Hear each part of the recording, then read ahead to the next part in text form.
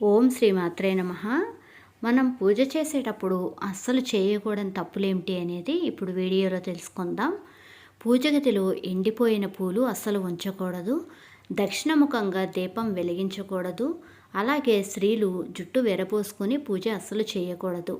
ఇంకా ఏ పనులు చేయకూడదు, ఏ పనులు చేయాలి అనేది ఇప్పుడు తెలుసుకుందాం. పూజ చేసేటప్పుడు అస్సలు చేయకూడని తప్పులు ఏమిటి అంటే, చాలామంది ఇళ్లల్లో నిత్యం పూజలు చేస్తూ ఉంటారు. ఇక పూజలు చేసే సమయంలో వారికి తెలియకుండానే కొన్ని తప్పులు చేస్తూ ఉంటారు. మనం పూజ చేసే సమయంలో పూజకి ఉపయోగించే పూలు పొరపాటున కూడా క్రింద పడకుండా చూసుకోవాలి. ఒకవేళ క్రింద పడినట్లయితే ఆ పూలను పూజకు వాడకూడదు. వాసన చూసిన పూలను కూడా పూజకు వాడకూడదు. పూజ గదిలో విరిగిపోయిన విగ్రహాలు ఎట్టి పరిస్థితుల్లో కూడా ఉంచకూడదు. అలా ఒకవేళ ఉంటే కనుక అవి వెంటనే తీసివేయాలి. అలాంటి విగ్రహాలు ఉంటే ఎన్ని పూజలు చేసినా సత్ఫలితాలు అనేది మనకి రావు. ఎండిన పూలను పూజ గదిలో ఉంచటం అనేది అంత మంచి విషయం కాదు. ఎండిన పూలను పూజ గదిలో నుండి వెంటనే తీసివేయాలి. పూజా సమయంలో పెట్టే నైవేద్యాలలో ఒక దేవుడిని పూజించటానికి పెట్టిన నైవేద్యాన్ని మరొక పూజలో వేరే ఒక దేవునికి నైవేద్యంగా ఉపయోగించకూడదు. పూజలు చేసే ముందు నోటితో అశుభమైన మాటలను మాట్లాడకూడదు. దీపారాధన ఎప్పుడూ కూడా ఒక వత్తితో చేయకూడదు, అది అశుభ సూచకం. అలాగే భోజనం చేసిన తర్వాత పూజ చేయకూడదు. భోజనానికి ముందు మాత్రమే పూజ చేసుకోవాలి. పూజలో వచ్చిరాని మంత్రాలు, తప్పులు చదవకూడదు. మంత్రాలు తప్పుగా చదివితే సానుకూల ఫలితాలు అనేది రాదు. పూజ చేసే ముందు నోటిలో ఎలాంటి పదార్థాన్ని నములుతూ పూజ చేయకూడదు. పూర్వీకుల మరియు మరణించిన వారి చిత్రపటాలు పూజా గదిలో ఉంచటం అంత మంచి విషయం కాదు. తులసి ఆకులను ఎట్టి పరిస్థితుల్లో శివునికి సమర్పించరాదు. ఇక పూజలు చేసేటప్పుడు ఖచ్చితంగా తలస్నానం చేయాలి. గణేశునికి తులసి ఆకులతో పొరపాటున కూడా పూజ చేయకూడదు. పూజ కోసం చిరిగిన మరియు అపరిశుభ్రమైన వస్త్రాలను వేసుకొని పూజ చేయకూడదు. చిరిగిన బట్టలు ధరించడం వలన పేదరికం వస్తుంది అని, దేవతలు నిరాశ చెందుతారని శాస్త్రాలు చెబుతున్నాయి. కాబట్టి పూజా సమయంలో చక్కగా మరియు ఉతికిన బట్టలు ధరించాలి. ఇక పూజలు చేస్తున్న సమయంలో ఒక దీపాన్ని మరొకటి వెలిగించి, ఒక దీపానికి అంటించి వేరొక దీపాన్ని వెలిగించకూడదు. ఇది పేదరికాన్ని కలిగిస్తుందని, అనారోగ్య కారణం అవుతుందని మన శాస్త్రాలు, పురాణాలు చెబుతున్నాయి. ఎటువంటి పరిస్థితుల్లోనూ దక్షిణ దిశగా దీపాన్ని పెట్టకూడదు. దక్షిణముఖంగా దీపారాధన చేస్తే అపశకునాలు ఎదురై దుఃఖబాధలు కలుగుతాయని మన వేదాలు చెబుతున్నాయి. కోపంతో కూడిన విగ్రహాలు, నటరాజ విగ్రహం వంటి ఆగ్రహంతో ఉన్న దేవుళ్ళ విగ్రహాలను ఎప్పుడూ కూడా పూజ గదిలో ఉంచటం మంచిది కాదు.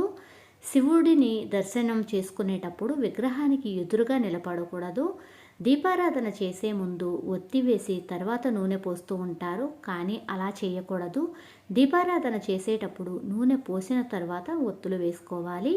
ఒక దీపం నుండి మరొక దీపానికి ఎప్పుడూ వెలిగించకూడదు.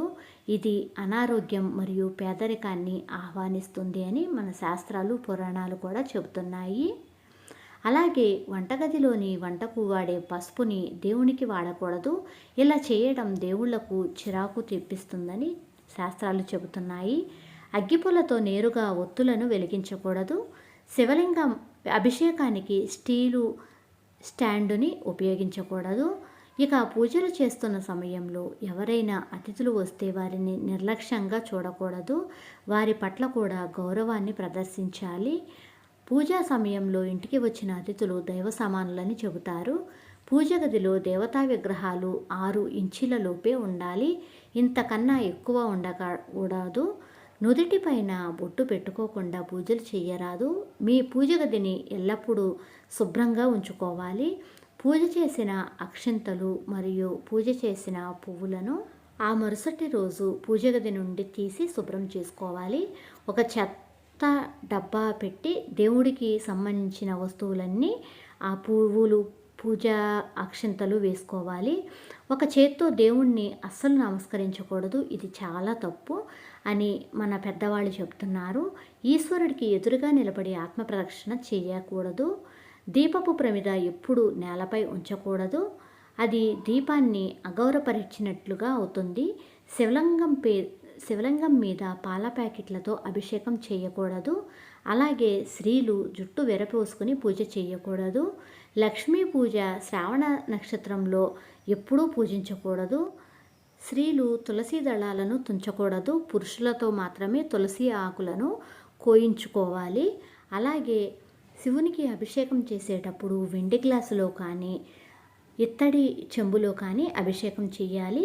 దేవుని ఫోటోలను శుభ్రం చేసేటప్పుడు మంగళవారం నాడు కానీ, శుక్రవారం నాడు కానీ, అమావాస్య నాడు కానీ అస్సలు శుభ్రం చేయకూడదు. దేవుడి ఫోటోలను శుభ్రం చేసేటప్పుడు తలస్నానం చేసి మాత్రమే దేవుని ఫోటోలను శుభ్రం చేసుకోవాలి. అలాగే వేరుశనగ నూనెతో దీపారాధన నిషేధం. అక్షంతలుగా ఉపయోగించే బియ్యంలో నూకలు ఉండకూడదు. అలా నూకలను అక్షంతలుగా ఉపయోగించినట్లయితే ఖచ్చితంగా చెడు జరుగుతుందని వాస్తు శాస్త్ర నిపుణులు చెబుతున్నారు. ఇంట్లో నిమ్మకాయ దీపం అస్సలు పెట్టకూడదు. అది దేవాలయాల్లోనే నిమ్మకాయ దీపం అనేది పెట్టుకోవాలి. దీపం తూర్పు దిశలో వెలిగిస్తే కష్టాలు తొలగిపోతాయి, గ్రహదోషాలు కూడా పోతాయి. దీపం ఉత్తర దిశలో వెలిగిస్తే ధనాభివృద్ధి, కుటుంబంలో శుభకార్యాలు కూడా జరుగుతాయి. పత్తితో చేసిన ఒత్తితో దీపం వెలిగిస్తే ఆయుష్ వృద్ధి అవుతుంది. దీపం 2 ఒత్తులతో వెలిగిస్తే కుటుంబం సుఖ సంతోషాలతో ఉంటుంది. ఈ పనులు దీపారాధన చేసేటప్పుడు ఈ నియమాలను పాటిస్తూ దీపాలను వెలిగించాలి. దీపం 3 ఒత్తులతో వెలిగిస్తే పుత్రసుఖం. దీపం 5 ఒత్తులతో కనుక వెలిగించినట్లయితే ధనప్రాప్తి, ఆయుర్దాయం, ఆరోగ్యం, అభివృద్ధి కలుగుతాయి. 9 ఒత్తులతో దీపారాధన చేయటం వలన కీర్తి ప్రతిష్టలు లభిస్తాయని ఆధ్యాత్మిక గ్రంథాలు చెబుతున్నాయి. నేతితో దీపారాధన చేస్తే ఇంట్లో సర్వ సుఖాలు, సౌభాగ్యాలు కలుగుతాయి. నువ్వుల నూనెతో చేసే దీపారాధన అన్ని దేవుళ్లకు చాలా ఇష్టము. కాబట్టి సమస్త దేవతల ప్రీత్యర్థం నువ్వుల నూనెతో దీపారాధన చేయాలి. ఇలా చేయటం వలన దోషములు, పీడలు కూడా తొలగిపోతాయి.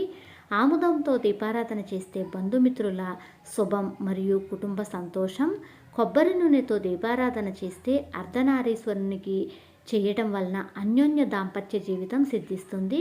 విఘ్నేశ్వరుని పూజలో కొబ్బరి నూనె ఉపయోగిస్తే చాలా మంచిది.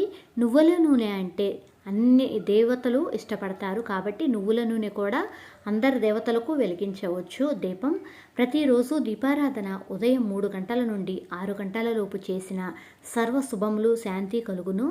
జిల్లేడు నారతో చేసిన ఒత్తితో దీపం వెలిగిస్తే భూత, ప్రేత, పిశాచాల బాధలు ఉండవు. అరటి నారతో చేసిన ఒత్తితో దీపం వెలిగిస్తే కుటుంబ శాంతి. అలాగే తామర ఒత్తితో గనక దీపం వెలిగించినట్లయితే చాలా మంచిది. అరటి నారతో చేసిన ఒత్తితో దీపం వెలిగిస్తే తప్పులు తొలగి కుటుంబానికి శాంతి కలుగుతుంది. తామర నారతో చేసిన ఒత్తితో దీపం వెలిగిస్తే పూర్వజన్మలో చేసిన పాపాలు కూడా తొలగిపోతాయి, ధనవంతులవుతారు. చిన్న నూతన తెల్ల వస్త్రమును ఒత్తిలా చేసి పన్నీరులో ముంచి ఆరబెట్టి దీపంను వెలిగిస్తే శుభకార్యాలు జరుగుతాయి. దీపం కుందు కింద ఒక చిన్న ప్లేటు, పళ్ళెము లేదా తమలపాకైనా పెట్టాలి. దేవుడికి కొబ్బరికాయను నైవేద్యంగా సమర్పిస్తే మొదలుపెట్టిన పనులన్నీ ఆటంకాలు లేకుండా జరుగుతాయి. గణపతికి పంచామృత అభిషేకం చేసి జామ పండ్లను నైవేద్యంగా పెడితే వ్యాపారం లాభసాటిగా ఉంటుంది. భగవంతుడికి అరటిపండు నైవేద్యంగా సమర్పిస్తే సకల కార్యశుద్ధి జరుగుతుంది. చిన్న అరటిపళ్ళు నైవేద్యంగా సమర్పించినట్లయితే మధ్యలో నిలిచిపోయిన పనులు సక్రమంగా పూర్తి అవుతాయి. మామిడి పండును నైవేద్యంగా పెట్టినట్లయితే ప్రభుత్వం నుంచి రావాల్సిన నగదు ఎటువంటి అడ్డంకులు లేకుండా సకాలంలో వస్తుంది. అలాగే సపాటా పండును గనక నైవేద్యంగా పెట్టినట్లయితే పెళ్లి నిశ్చయ సంబంధ విషయాల్లో అవాంతరాలు అన్నీ తొలగిపోతాయి.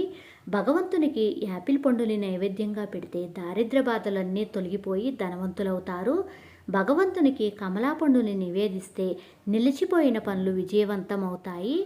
మీకు గనక ఈ వీడియో నచ్చినట్లయితే ప్లీజ్ లైక్ చేయండి. మీ ఫ్రెండ్స్కి ఈ ఇన్ఫర్మేషన్ని షేర్ చేయండి. Thank you for watching. Please subscribe my channel.